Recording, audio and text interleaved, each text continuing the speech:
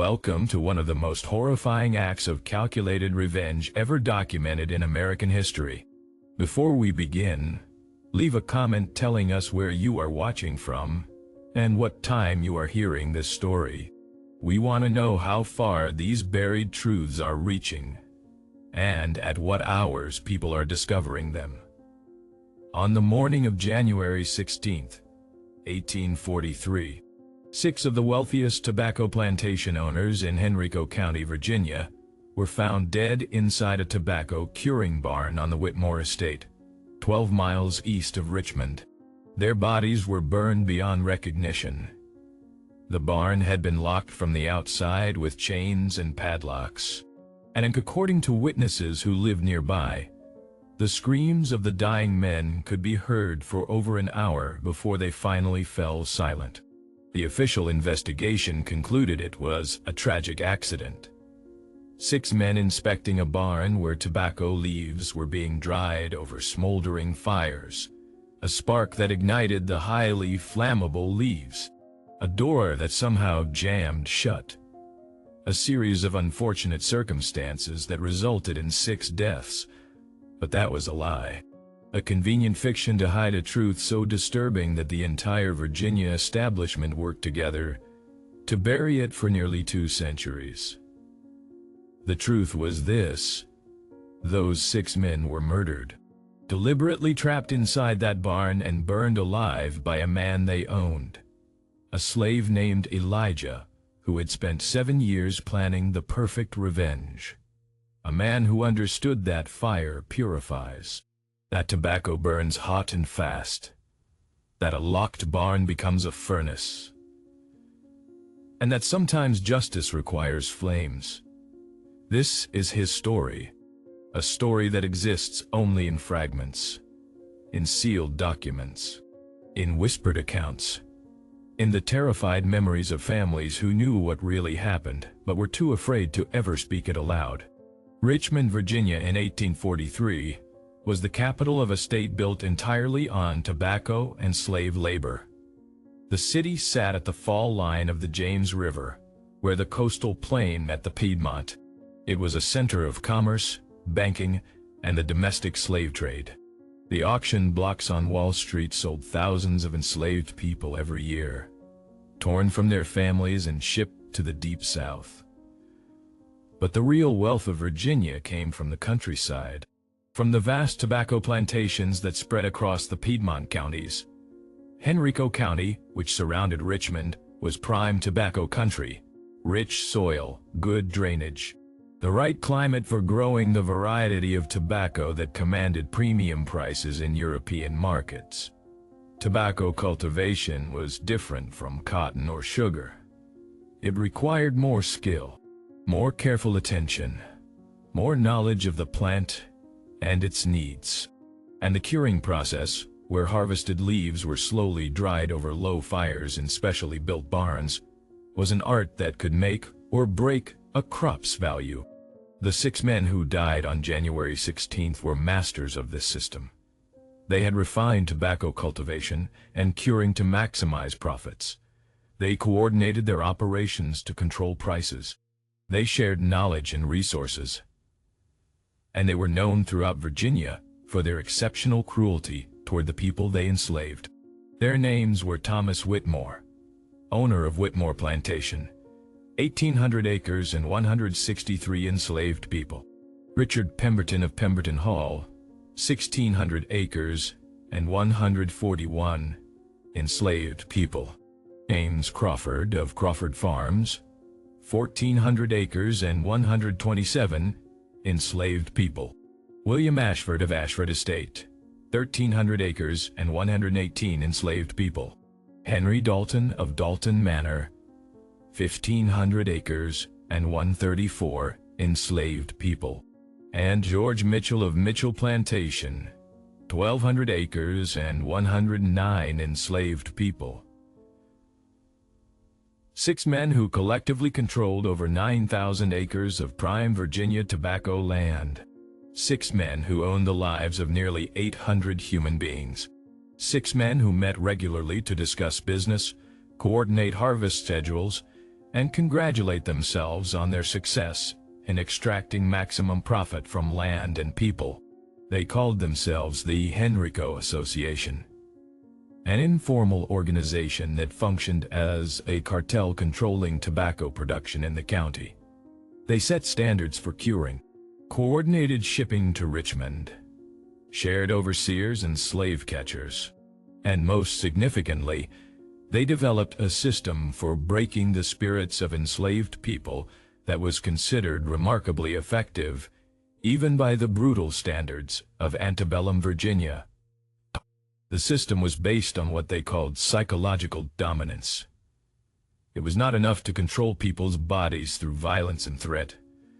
You had to control their minds, break their will, make them believe that resistance was not just futile, but unthinkable. The 6 men wrote extensively about this system in private correspondence that would not be discovered until the 1950s, when a historian researching Virginia plantation management found a cache of letters in the basement of what had been the Whitmore plantation house. These letters laid out their philosophy with chilling clarity. Thomas Whitmore wrote in an 1838 letter to Richard Pemberton, "The key to managing Negroes is to destroy hope. Physical punishment is necessary, but insufficient. A slave who retains hope of eventual freedom or better treatment will always harbor resentment. But a slave who believes his condition is permanent and unchangeable becomes compliant, docile. We must systematically eliminate any source of hope." The implementation of this philosophy took many forms. Enslaved people were forbidden from learning to read or write under penalty of having fingers cut off. Families were deliberately separated, with children sold away from parents as soon as they were old enough to work. Any enslaved person who showed intelligence or leadership qualities was either broken through targeted brutality or sold away before they could influence others. Religious services were controlled and monitored. Only approved preachers were allowed to speak to the enslaved population, and their sermons emphasized obedience, acceptance of one's station, and the promise of reward in the afterlife rather than this world. Any enslaved person caught holding unauthorized religious meetings was whipped publicly as an example to others. Perhaps most cruelly, the 6 men maintained a policy of random punishment. Not punishment for actual infractions, but random violence designed to keep everyone in a constant state of fear and uncertainty. An enslaved person who had done everything correctly might still be whipped, simply because a master was in a bad mood or wanted to demonstrate power. This unpredictability was considered essential. It prevented people from feeling any sense of safety or control. The system was brutally effective. The plantations of the Henrico Association were known for their productivity and the apparent docility of their enslaved populations. Escape attempts were rare. Resistance was minimal. Visitors from other plantations often remarked on how well controlled the workforce appeared. But beneath the surface of compliance, rage was building. Rage that would eventually find its outlet through a man named Elijah. Elijah was born on Whitmore Plantation around 1810.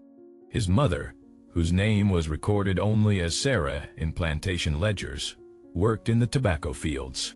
His father was unknown, though given the sexual violence endemic to the system, it was entirely possible one of the white overseers, or Thomas Whitmore himself, was responsible for Elijah's existence.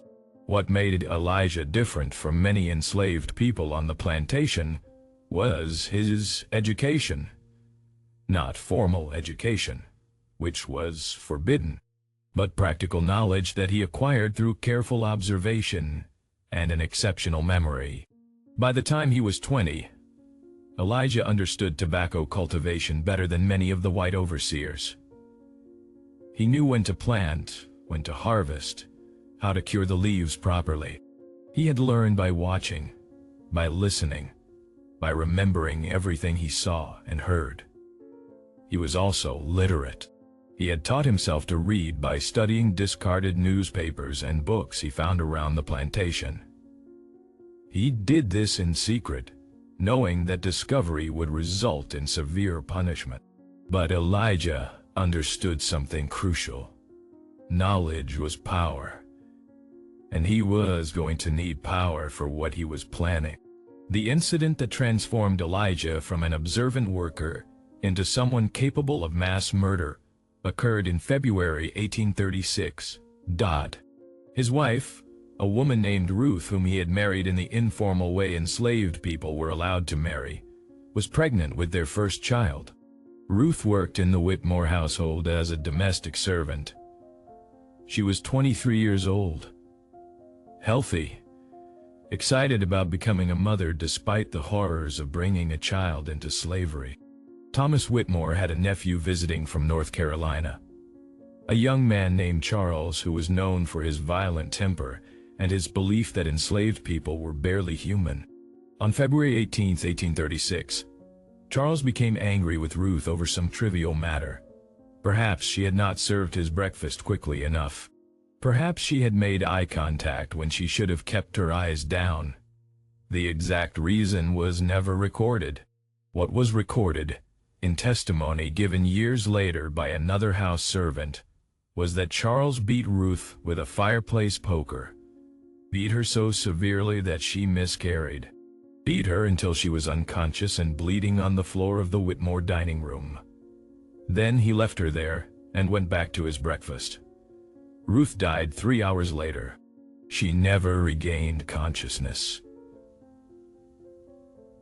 The child she was carrying, a son according to the doctor who was finally called to examine her body, died with her. Elijah, working in the tobacco barns, was not informed until that evening. He was told his wife was dead, that it had been an accident, that these things happened. No one was punished. Charles Whitmore returned to North Carolina a week later.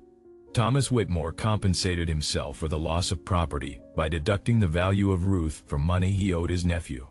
The entire incident was treated as a minor financial transaction. Elijah attended his wife's burial in the slave cemetery at the edge of the plantation. He stood by the grave as Ruth and his unborn son were lowered into the ground. He listened to the prayers offered by an elderly enslaved woman who served as the unofficial spiritual leader of the community, and something inside him broke. Or perhaps it would be more accurate to say something inside him hardened into diamond. Cold, unbreakable, infinitely patient. He decided that night that Thomas Whitmore would die, that Charles Whitmore would die, that everyone who had participated in or benefited from the system that had killed Ruth would die, and he would make it happen in a way that ensured they suffered, that they felt fear, that they understood, in their final moments, exactly why this was happening to them.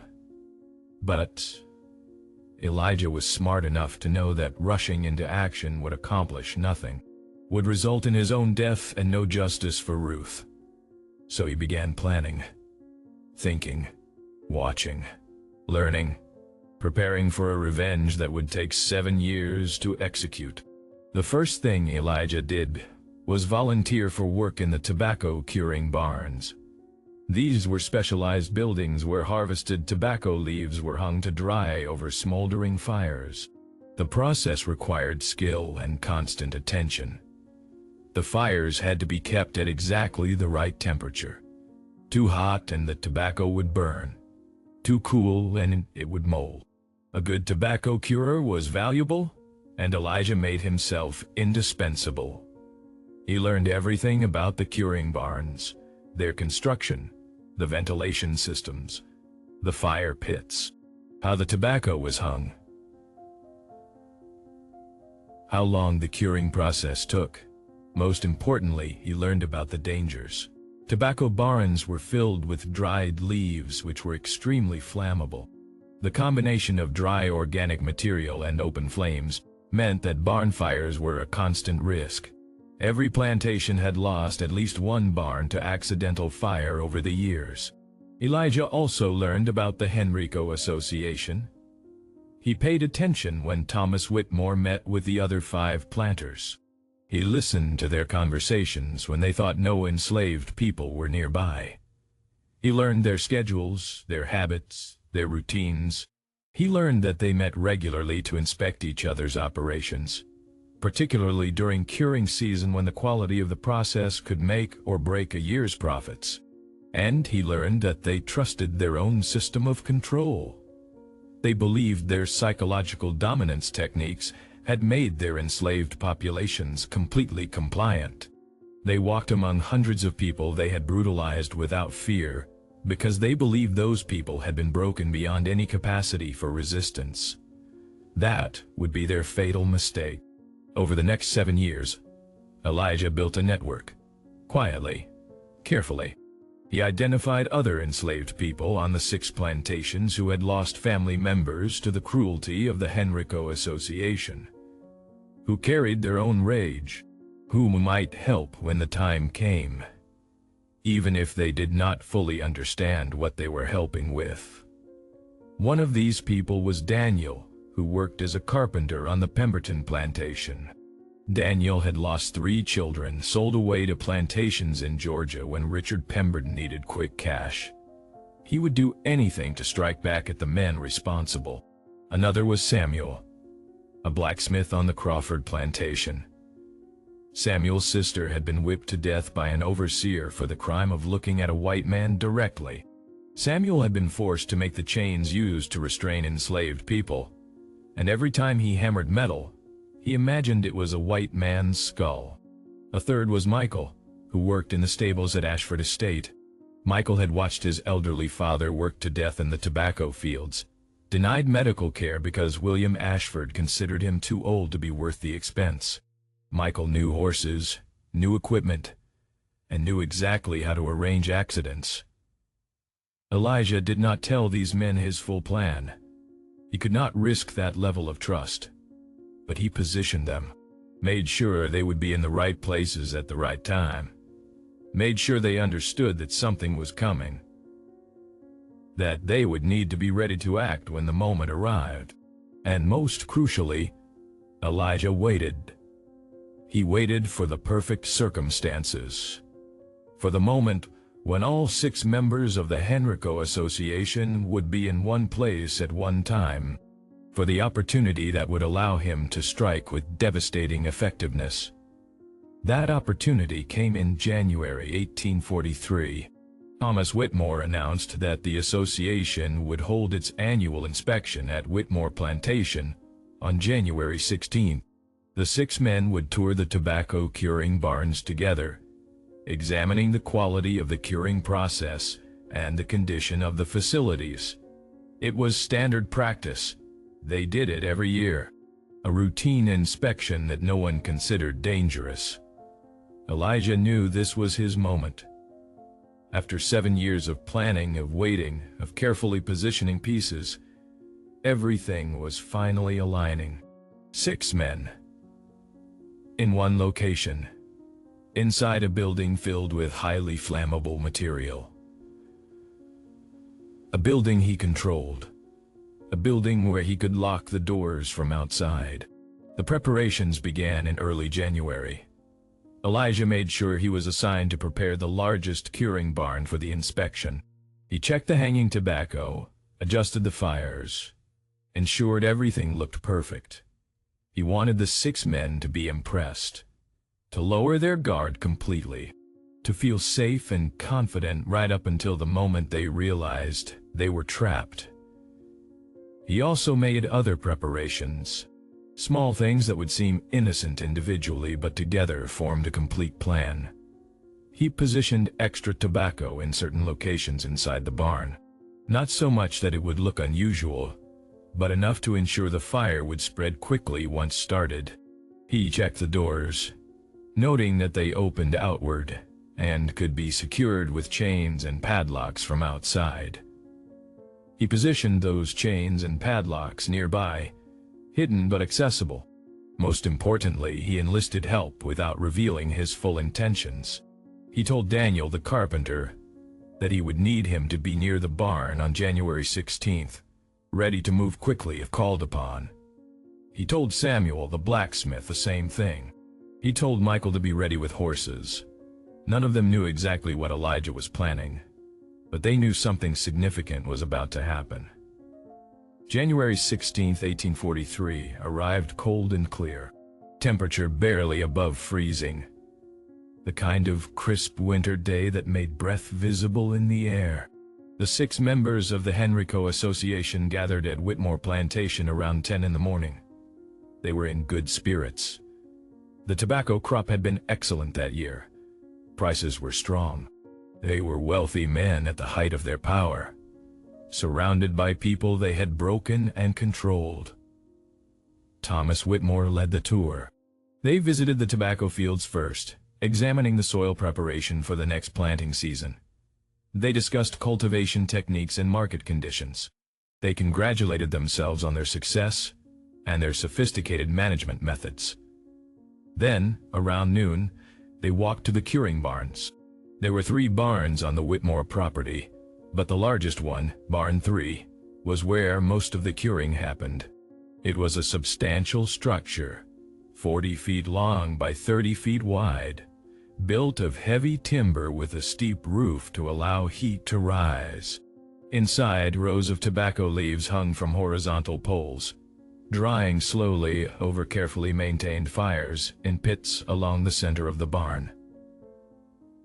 Elijah was waiting there. He had spent the morning ensuring everything was perfect. The fires were at exactly the right temperature. The tobacco was hanging properly. The barn looked like a model of efficient operation, and the chains and padlocks were hidden just outside the door, waiting to be used. The 6 men entered the barn together. Elijah showed them the setup, explained the temperature control, discussed the quality of the curing process. They were impressed. They walked deeper into the barn, examining the tobacco, discussing business, completely at ease. And that was when Elijah moved. He walked calmly to the door, stepped outside, grabbed the chains he had hidden there, and wrapped them around the door handles, securing them with the padlocks. The clicking of the locks was loud in the cold air. Inside the barn, the conversation stopped. There was a moment of confusion. Then someone tried the door. Found it would not open. Found it was chained from outside. Thomas Whitmore called out, "Elijah, the door is stuck. Open it immediately." But Elijah did not respond. He was already moving to the next phase of his plan. Daniel and Samuel appeared from where they had been waiting. They carried torches made from oil-soaked rags wrapped around wooden poles. Without speaking, they handed torches to Elijah. 3 men, 3 torches, multiple entry points to the barn. The ventilation openings, small gaps near the roof, designed to allow smoke to escape and fresh air to enter. Just large enough for a torch to be thrown through. Elijah had positioned extra tobacco near these openings. Dry leaves that would catch fire instantly and spread flames throughout the barn. Inside, the 6 men were beginning to panic.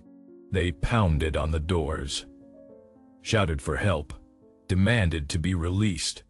But the only enslaved people nearby were the ones Elijah had carefully positioned. And none of them moved to help. They stood silently, watching, understanding that something long overdue was finally happening. Elijah lit his torch from one of the curing fires outside the barn. The flame caught, burning bright and hot. He looked at Daniel and Samuel. They lit their torches. Then, in unison, they threw the burning torches through the ventilation openings. The effect was immediate and catastrophic. The dry tobacco ignited. Flames spread across the hanging leaves with terrifying speed. Within seconds, the interior of the barn was filling with fire and smoke. The temperature inside began rising rapidly, turning the structure into a furnace. The screaming started immediately. The 6 men pounded on the doors with renewed desperation.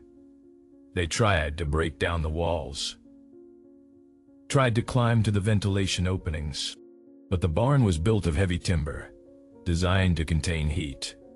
There was no way out. Elijah stood outside, watching the smoke pour from the ventilation openings, listening to the screams, feeling nothing but cold satisfaction.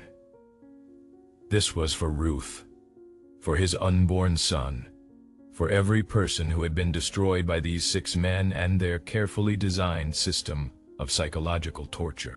The screaming continued for a long time, much longer than Elijah had expected. The men inside were fighting desperately for their lives, fighting the smoke, the heat, the flames, but there was no escape. The chains on the door held firm. The walls were too strong. They were trapped in a burning building, and nothing could save them. As the fire intensified, people came running from other parts of the plantation. House servants, field workers, overseers. They saw the smoke, heard the screams, tried to approach the barn but were driven back by the heat. Some of them attempted to break the chains on the door, but by then it was too late.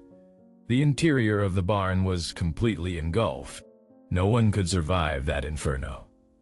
The screaming finally stopped around 1 o'clock in the afternoon, nearly an hour after the fire had started. An hour of agony as 6 men were burned alive.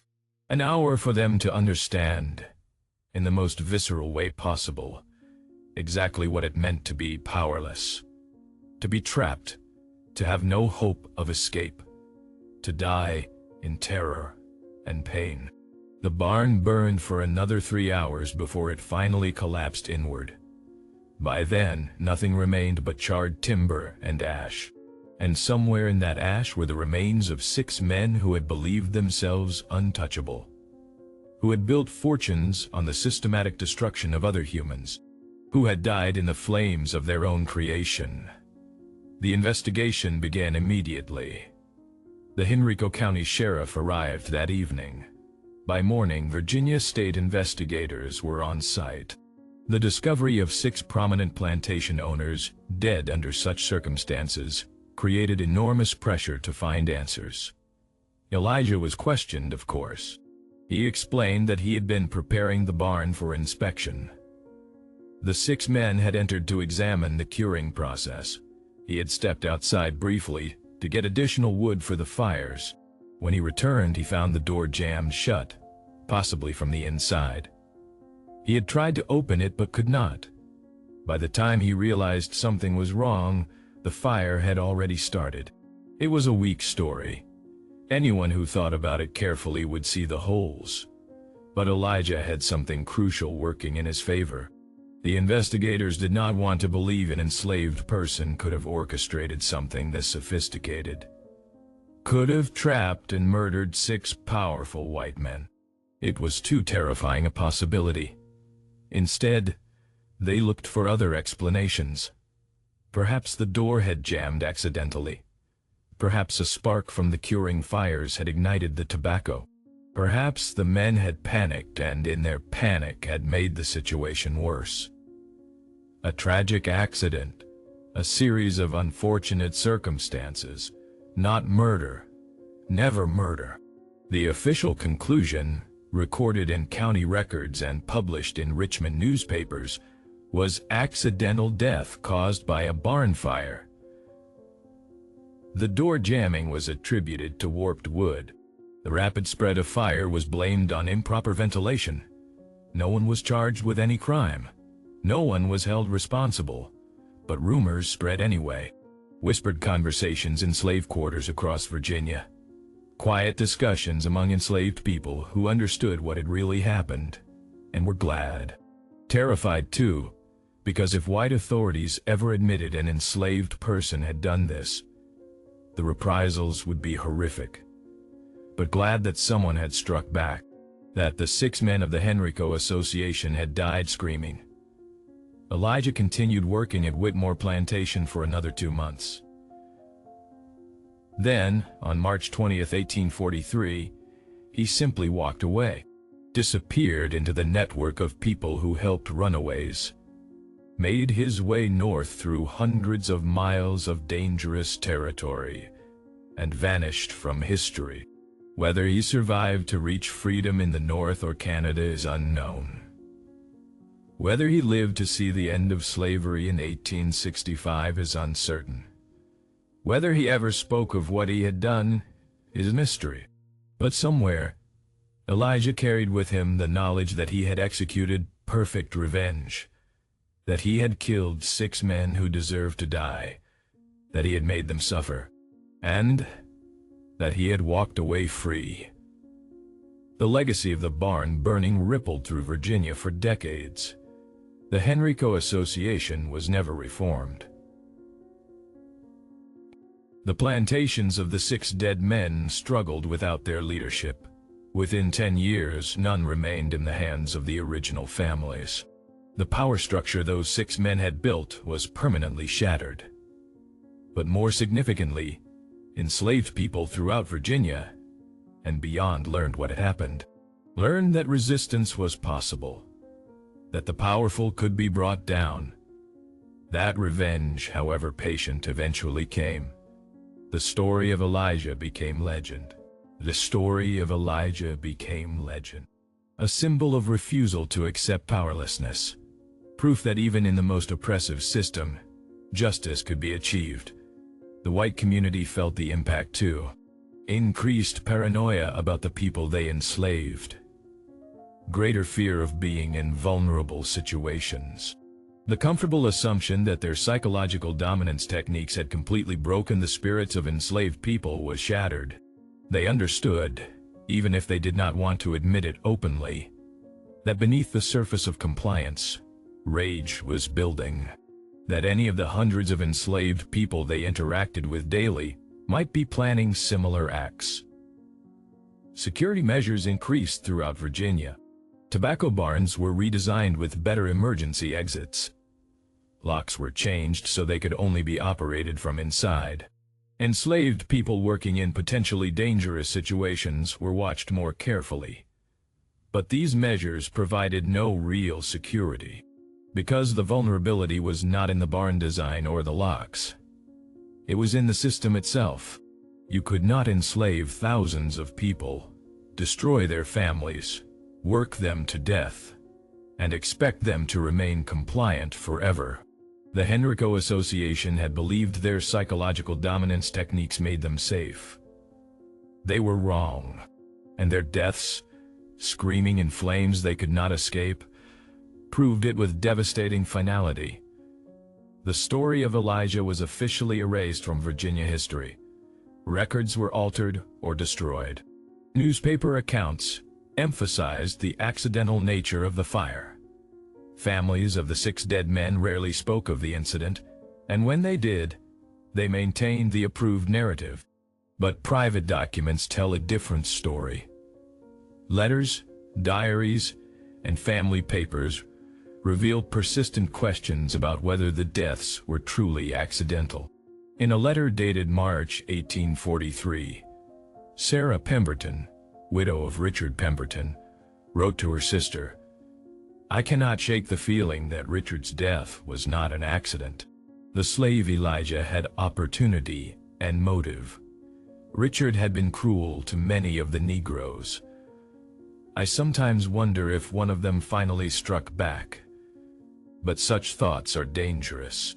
I must not speak them aloud."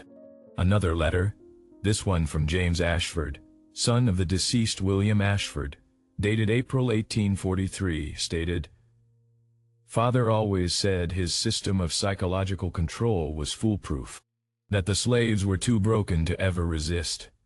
But if the barn fire was deliberate, if one of them really did trap and burn 6 men, then everything Father believed was wrong. We are not safe. We have never been safe." These private acknowledgments of fear and doubt never made it into public discourse. The official story remained unchallenged.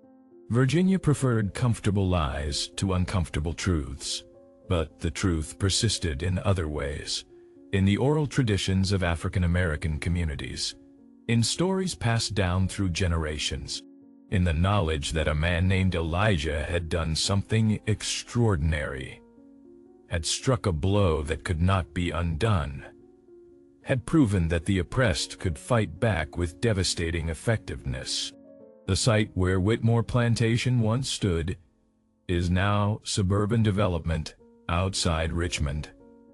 Shopping centers and housing developments cover what were once tobacco fields worked by enslaved people. Nothing remains of the plantation buildings, including the barn where 6 men burned to death in January 1843.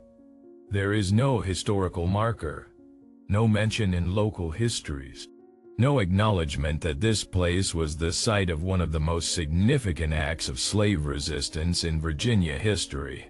The story has been successfully erased from official memory.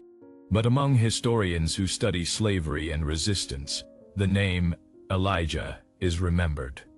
Not as a villain, not as a murderer in the conventional sense, but as someone who faced absolute powerlessness and found a way to strike back, who planned for 7 years, who waited for the perfect moment, who executed his revenge with precision, and then disappeared into freedom.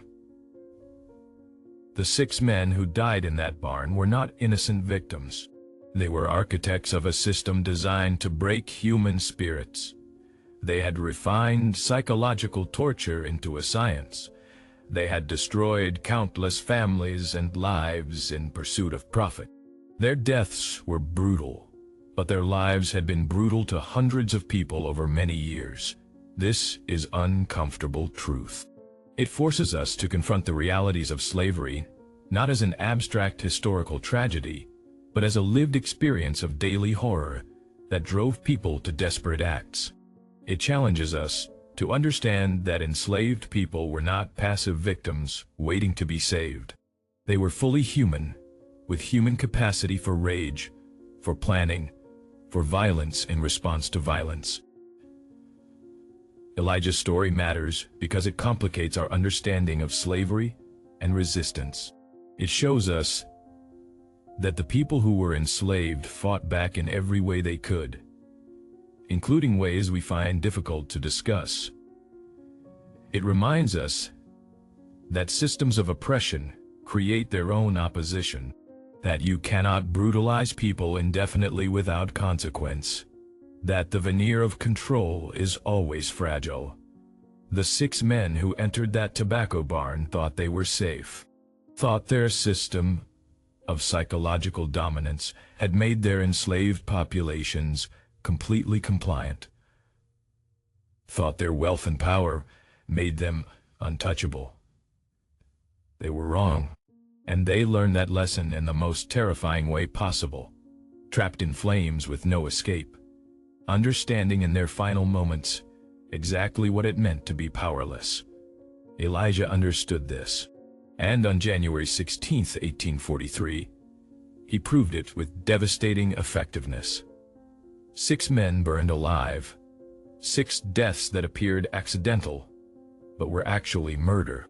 The perfect revenge, executed flawlessly, unpunished.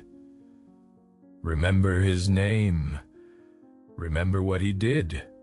Remember why he did it. And remember that the stories we bury in history have a way of rising to the surface, like smoke from a burning barn, visible for miles, impossible to ignore. This is the story Virginia tried to forget. The story of a man named Elijah who locked 6 masters in a burning barn and walked away free. A story of resistance, of revenge, of refusing to accept the unacceptable. A story that deserves to be told.